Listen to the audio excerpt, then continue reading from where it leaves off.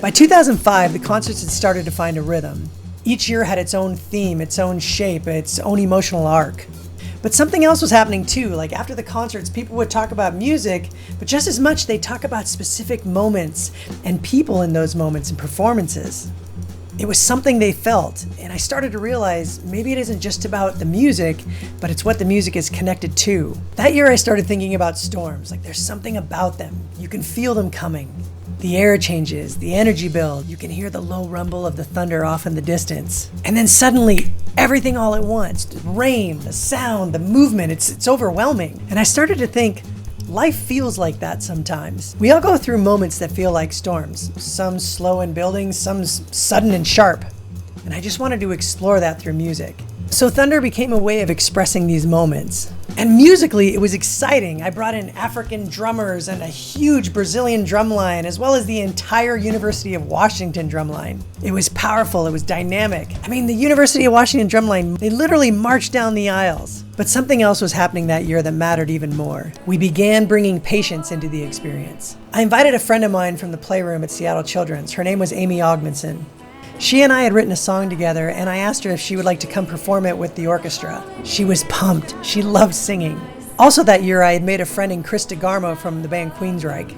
So the three of us got together and finished writing it out together and then went and performed it. She titled it, "This Is My Getaway." She was living through her own storm in the form of an aggressive battle with cancer, and she was just a teenager. When she stepped onto the stage and sang her song, the room changed. Forever since. There's a specific feeling when a room shifts like that. It's more quiet, people lean in, they're more intentional. Because suddenly it's not just about music anymore, it's about someone's life, someone's experience.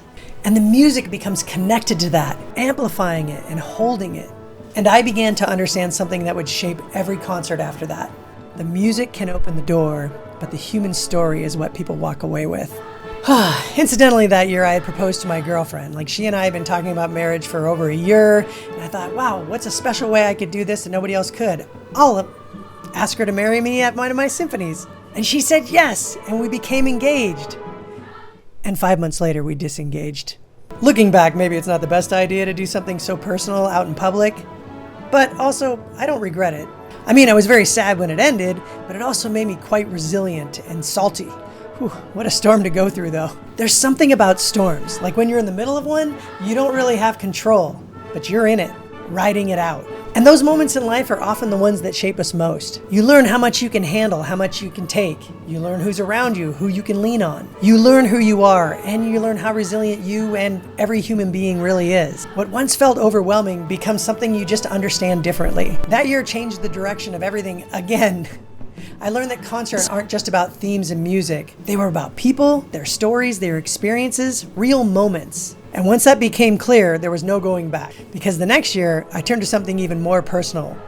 It was actually a place. Well, a community, my community. The city that shaped me. In 2006, I wrote a love letter back to the city, which was called the Symphony Seattle.